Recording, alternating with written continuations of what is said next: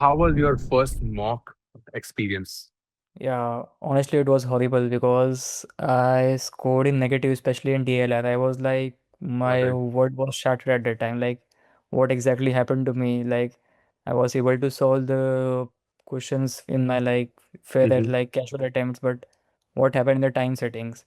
So it was kind of horrible to me, and I even started analyzing it. And like it happens with every candidate that after the mock Absolutely. you will be like, यार ये तो आता था, ये तो कर सकता था मैं. They are like Correct. that, but Correct. the time pressure which you get, it's like ruins everything. For the first attempt, it's difficult, but my only advice would be never stop giving attempt like mocks. Right. Keep Right. giving the mocks. Like Right. you get to exposure Correct. to multiple questions, multiple variety of questions, and like you get like the level of toughness, easy, medium, Mm-hmm. difficult. So like you tackle all of them, and once you solve it post paper and again it comes, you'll be able to solve it. So yeah, it was Right. never so like everyone will have the same pressure while giving the first mock. My honestly, my biggest fear was what if I don't perform well on that one particular day? Because Okay. CAT is just, it comes once a year. So I Right. think that was my biggest fear. And to overcome that fear, I was Mm-hmm. um, I was extremely motivated that yes, no matter what happens that day, I need to Mm-hmm. be extremely, I think. So, what I realized throughout the way was even during my initial mocks, I used to get a little Right. stressed out. And that's when I realized that CAT, even though it isn't, you have to solve the paper and it is all of that, you have to have a lot of understanding with respect to that. But it's a lot of Mm-hmm. mind games as well because you need to be very calm and very composed while giving the CAT. I Right. think if you don't stress, I think 50% of your exam has been cracked there only. Correct. Correct. So Absolutely. along with my preparation, I was also handling and I was trying to manage me not getting too pressurized with that one day, not getting too Mm-hmm. stressed about it, and just treating it like another mock exam.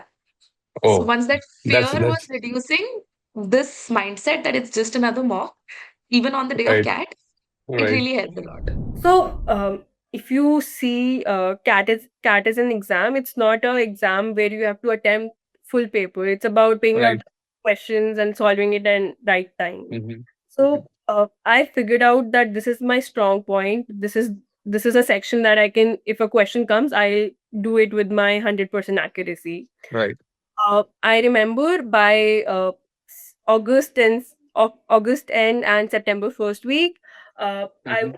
I had pretty much completed most of my syllabus, my concepts, and I was sure that this is my strong point. This is not my strong point. This is my weak point. I had figured out, segregated concepts in QA in LRDI that if a section comes from this section, I'll be able to solve it. I'll not be able to Mm-hmm. solve it.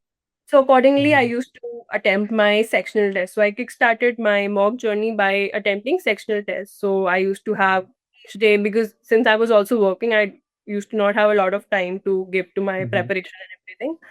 So each day I used to sit for either QA or LRDI sectional test and then figure out if I'm able to solve that set or not.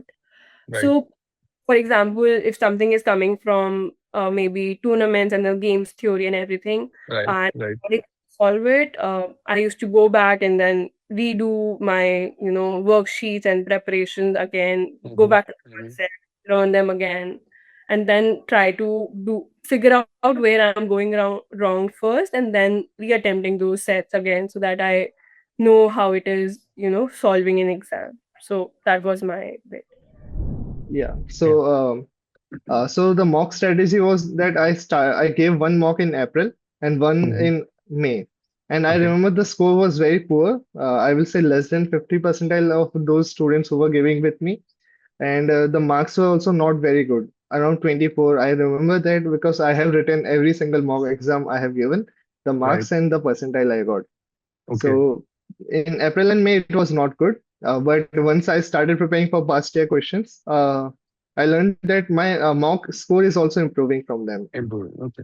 Yeah, so because of those questions which I have practiced, from June I gave one mock every single week and analyzed it. Okay.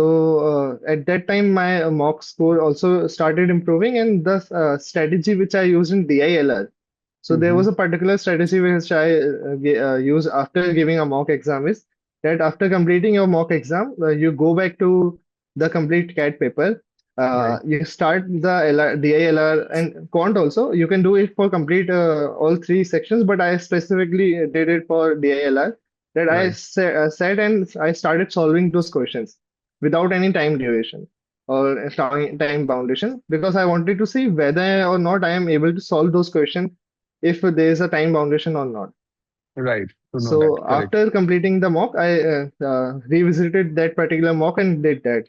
So instead of those 40 minutes, maybe starting it took me 3 hours or 4 hours, or maybe Mm-hmm. one of the question was not solvable at that point of time. But Okay. initially, this strategy actually helped me in mock exams. And when July and August came, I started 2 to 3 mocks per week.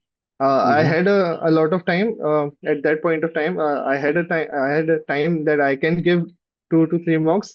I was not Correct. working, so as a fresher, I can give multiple mocks. I gave multiple mocks. Did the same strategy with quant and DILR, and I had a good score in that particular sections.